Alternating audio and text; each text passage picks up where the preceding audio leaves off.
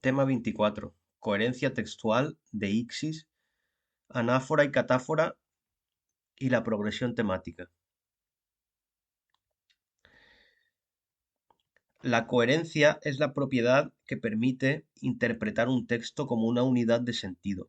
No depende solo de los enlaces gramaticales visibles, sino también del tema global, de la intención comunicativa, del conocimiento compartido y de la organización lógica de las ideas. Ejemplo: Luis abrió el paraguas. La lluvia caía con fuerza. En este ejemplo, la relación entre ambas oraciones es coherente porque el receptor activa un conocimiento del mundo, el paraguas, que se relaciona con la lluvia. La conexión no depende de un conector explícito, sino de una inferencia semántica y pragmática. La cohesión, en cambio, se refiere a los procedimientos lingüísticos que enlazan superficialmente las partes del texto. Repeticiones, sustituciones, pronombres, elipsis, conectores, marcadores discursivos y relaciones referenciales. Por ejemplo, María llegó tarde, la profesora la miró con severidad. Aquí el pronombre la mantiene una continuidad referencial con María. Este enlace es un mecanismo de cohesión, aunque contribuye también a la coherencia global del texto. La diferencia puede formularse así. La coherencia afecta al sentido global y a la organización profunda del texto. La cohesión afecta a los mecanismos lingüísticos que hacen visible esa organización. Ambas propiedades se relacionan, pero no son idénticas. La definición de coherencia sería unidad semántica y pragmática del texto. Y la definición de cohesión sería la relación lingüística entre los elementos del texto. Mientras que la adecuación sería el ajuste al contexto, destinatario, género e intención. Vamos a hablar ahora de la deixis. La deixis es el procedimiento por el que ciertas expresiones lingüísticas remiten al contexto de enunciación. Los elementos deícticos solo se interpretan plenamente si conocemos quién habla, a quién, dónde, cuándo y en qué situación. Un ejemplo sería la frase yo estaré aquí mañana. El significado referencial del yo, aquí y mañana depende mucho del acto comunicativo concreto. Yo sería una marca deíctica que designa al hablante. Aquí una que designa al lugar desde el cual se habla. Y mañana es el día posterior al momento de la enunciación. El centro de la deixis puede resumirse en la fórmula yo, aquí, ahora. El hablante, el lugar de la enunciación y el momento en que se produce el discurso.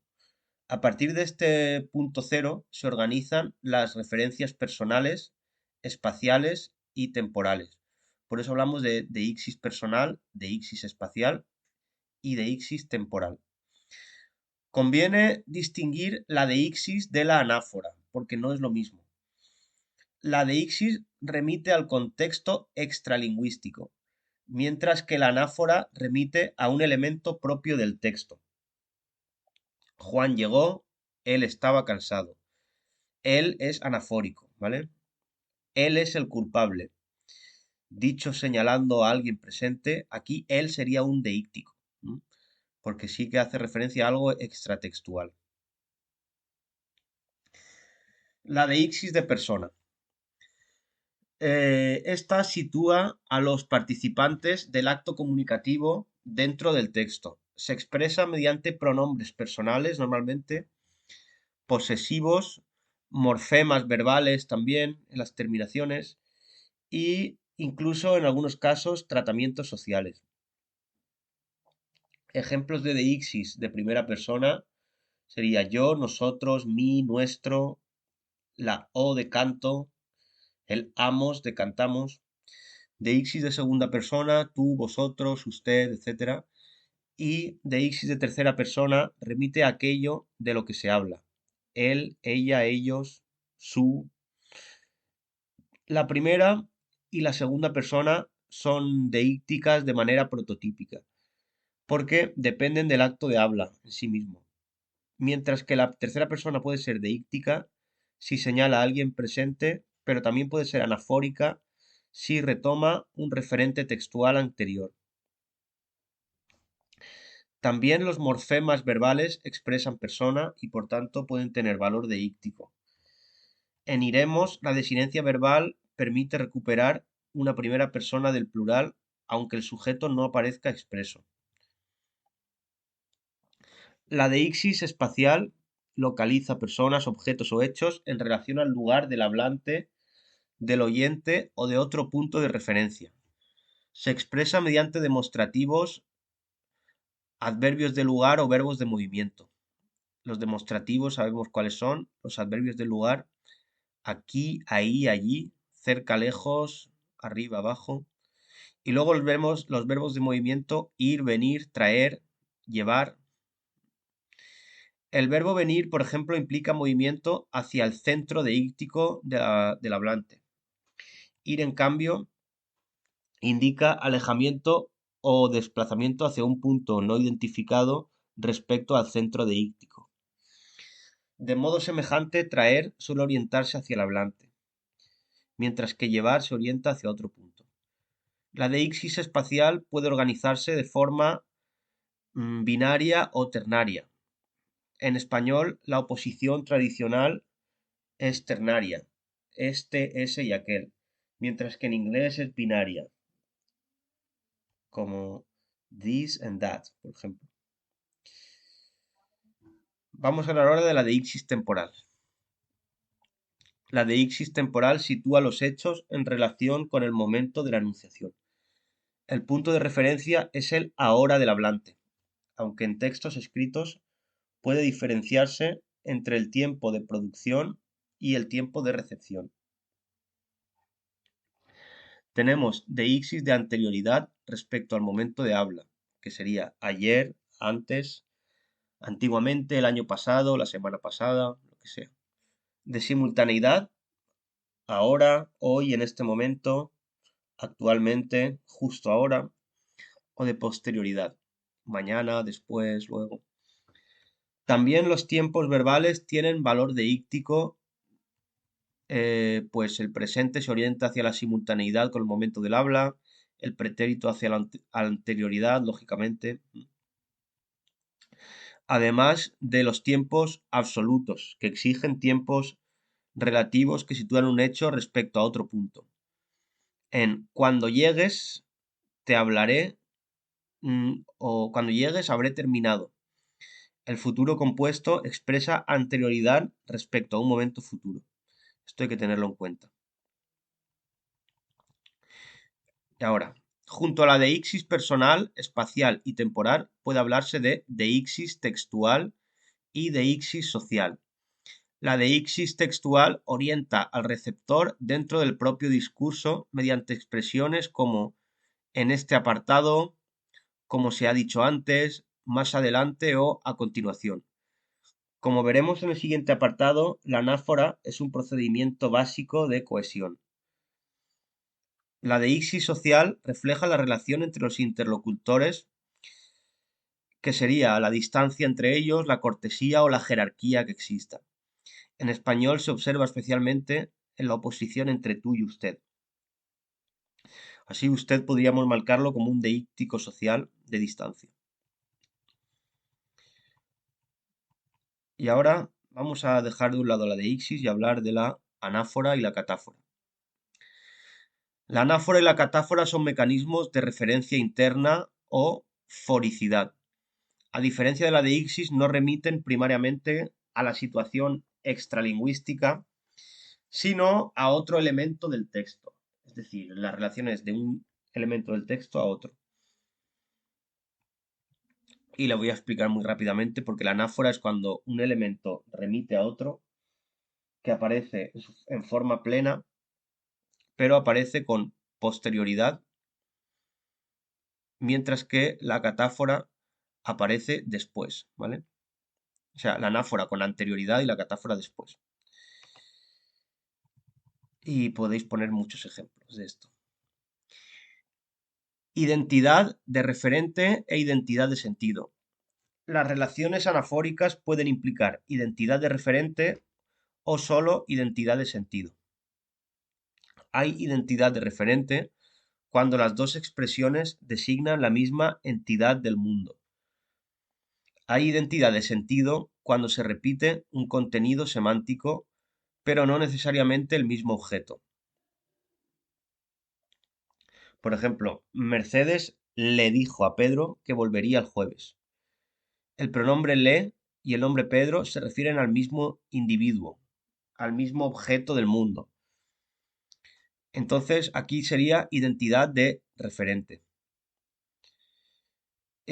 Pero si decimos Juan se ha comprado un coche, Pedro también se lo va a comprar. Lo hace referencia a coche también. Pero no es el mismo coche específicamente, es otro coche. Entonces estaríamos hablando de identidad de sentido. Luego tenemos también las proformas gramaticales, que son elementos especializados en sustituir o recuperar otras unidades textuales. Entre ellas destacan la elipsis, los pronombres, los proadverbios y el artículo determinado. La elipsis es la omisión total de un elemento, que se puede recuperar en una parte anterior del texto, pero sabemos que sin estar ahí remite a uno anterior. Los pronombres personales pues, sustituyen a nombres o grupos de nombres. Los pronombres demostrativos lo que hacen es retomar segmentos nominales u oracionales. Por ejemplo, pasó 8 años en el extranjero, por eso olvidó el idioma. Eh, Pronombres relativos, todos sabemos lo que es, que enlazan con un antecedente. Eh, el libro que he comprado, me gusta. El que hace referencia al libro. Posesivos de tercera persona. Vi a Juan, su cara estaba pálida. Su hace referencia a Juan, ¿vale? Como poseedor de esa cara. Pronombres indefinidos. Acudieron varios manifestantes, algunos llevaban pancartas. Y los interrogativos. Luego tenemos los proadverbios, que sustituyen adverbios o complementos circunstanciales. Pueden tener valor deíctico, pero también anafórico cuando remiten a lugares. Juan vive en el campo. Dice que allí está más tranquilo. ¿Vale? Pues allí estaría sustituyendo a en el campo. Llegó a las 9. Fue entonces cuando se produjo el incidente. ¿Cuándo sería a las 9? ¿Vale? Que a las 9 sería un grupo adverbial, que se puede sustituir por rápido, por ejemplo, un adverbio de tiempo.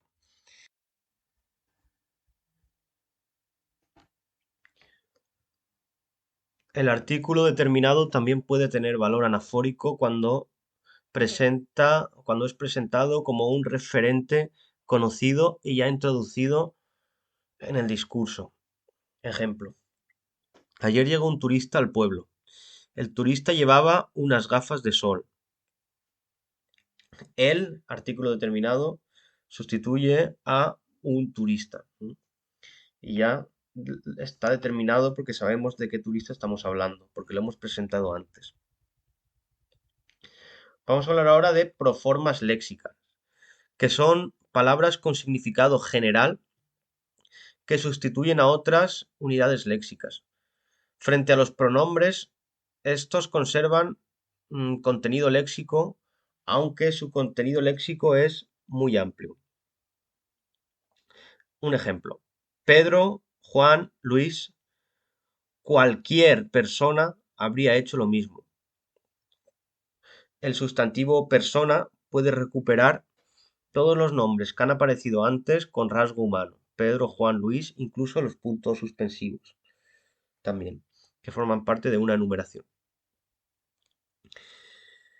El sustantivo cosa, por su parte, normalmente recupera entidades o contenidos no humanos. También sería una proforma léxica. Ana estudia Derecho y María eh, hará la misma cosa, ¿vale? Cosa aquí se refiere a estudiar Derecho.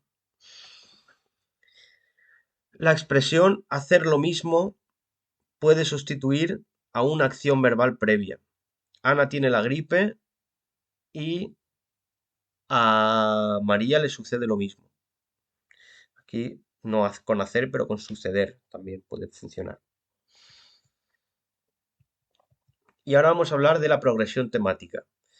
La progresión temática estudia cómo avanza la información en un texto. Para ello es fundamental distinguir entre tema y rema. El tema es la información que se toma como punto de partida, generalmente conocida, recuperable o ya activada en el discurso, mientras que el rema es la información que se aporta sobre ese tema y que permite hacer avanzar el texto. Un ejemplo, la frase, el tren con destino a Oviedo viene por el andén 1. Si el texto parte de el tren con destino a Oviedo, ese segmento funciona como tema, mientras que viene por el andén 1 aporta la información remática. Pero si la pregunta previa fuera, o el ejemplo fuera el siguiente, ¿qué viene por el andén 1? El tema podría ser por el andén 1, mientras que el rema sería viene el tren con destino a Oviedo. Es decir, que normalmente es la información que se presenta como primaria, ¿vale? Por ello, tema y rema no deben confundirse mecánicamente con sujeto y predicado cuando el tema y el rema forman parte de una frase. Porque el sujeto gramatical se define por la concordancia con el verbo, pero el tema se define por su función informativa en el discurso. Es decir, recibe el peso o el centro de gravedad de la información que estamos tratando. En A Juan le gustan los pasteles, aquí el sujeto sería los pasteles, porque eh, es el sustantivo que concuerda con gustan. Pero a Juan sí que sería el tema aquí, mientras que el rema sería le gustan los pasteles. Por eso no se trata de una cuestión sintáctica, sino informacional. Vamos a hablar ahora de la tematización y la rematización. La tematización consiste en marcar un elemento como tema, es decir, ponerle una banderita mediante diferentes mecanismos del lenguaje para indicar que ese es el tema. Una de las maneras es cogerlo y desplazarlo hacia la izquierda para que aparezca primero. También podemos introducirlo con algunos conectores como en cuanto a, respecto de o sobre. Por ejemplo, estos libros los leo muy de vez en cuando. Aquí el tema sería estos libros y porque lo hemos desplazado hacia la izquierda. Si decimos en cuanto a él, que no vuelva por aquí. En cuanto a, está marcándonos que él es el tema. Y ahora la rematización o focalización sería justamente lo contrario, es ponerle una banderita mediante diferentes procesos lingüísticos para marcar que algo es el rema. Normalmente se hace mediante la entonación, alterando el orden de palabras, usando perífrasis de relieve o construcciones escindidas.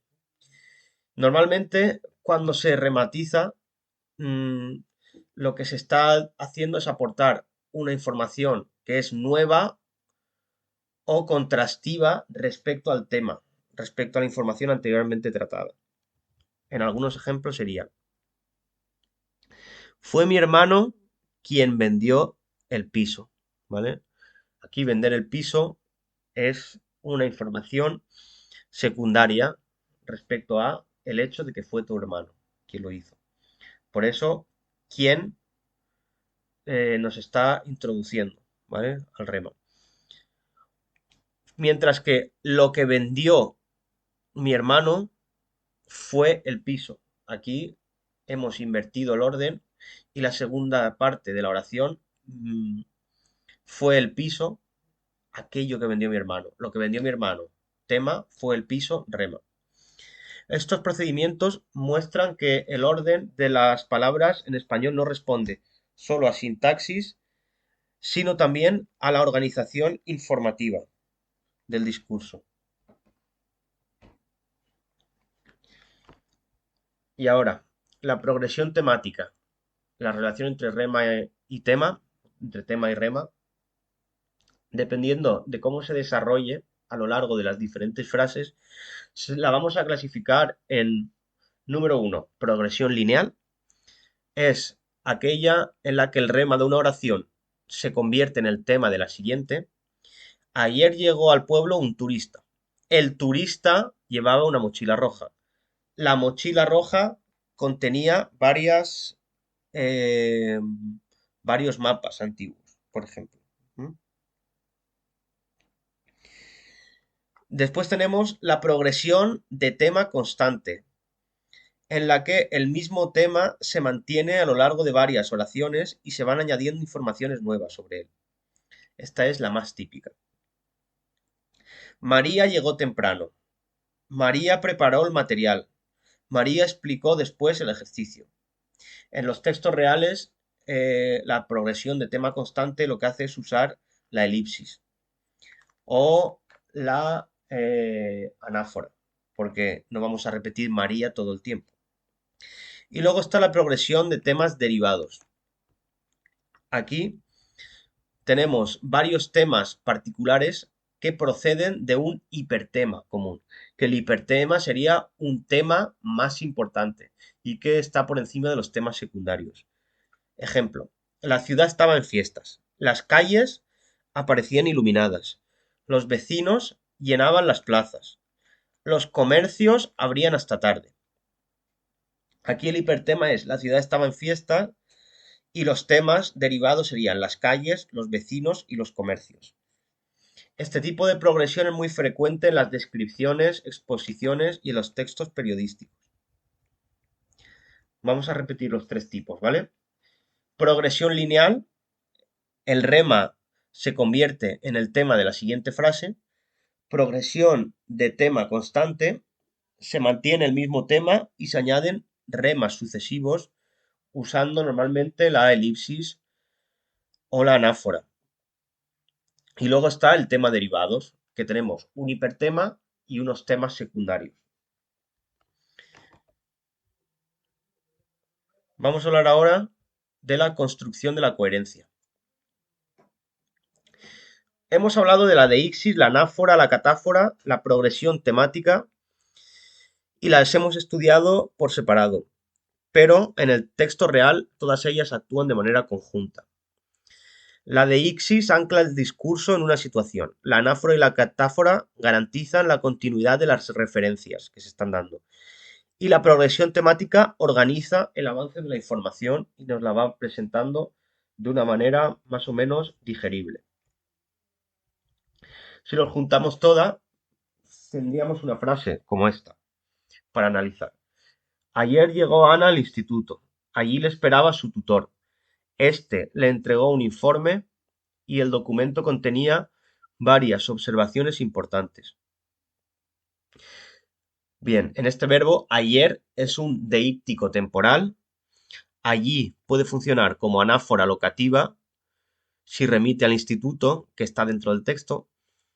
La recupera al sustantivo propio Ana. El pronombre este recupera a su tutor y el documento retoma el grupo nominal un informe. Además, la información progresa desde la llegada de Ana hasta el contenido del informe con una descripción más o menos detallada y una sucesión de temas y remas.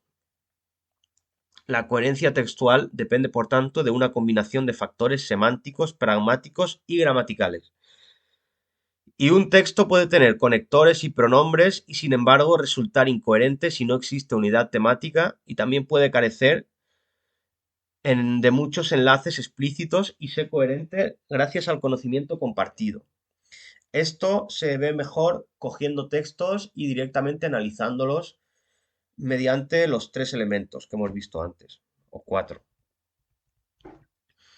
Y en cuanto a la proyección didáctica,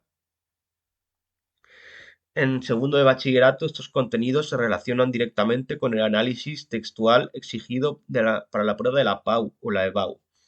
Sin embargo, mm, la parte de análisis de texto de toda la ESO y de los cursos anteriores no dejan de ser una aproximación a esta prueba final. El estudiante debe ser capaz de formular el tema, resumir el contenido, explicar la estructura interna, reconocer la tesis del autor y los argumentos cuando se trate de textos argumentativos, así como identificar mecanismos de coherencia y cohesión y justificar la tipología textual. Algunas actividades útiles son subrayar los referentes de los pronombres en un texto, reescribir textos eliminando repeticiones mediante anáforas, construir secuencias desordenadas y haciendo que encuentren la progresión temática y cualquier cosa que nos permita jugar con el propio texto, más allá de darle la terminología y ya está. No obstante, la terminología también es útil, ¿eh? Porque les va a dar un control de los conceptos que están manejando. Y eso es todo. Como conclusión, la coherencia textual se construye mediante la unidad de sentido, la continuidad referencial y la progresión de información, y su estudio resulta esencial para comprender y producir textos adecuados, coherentes y cohesionados.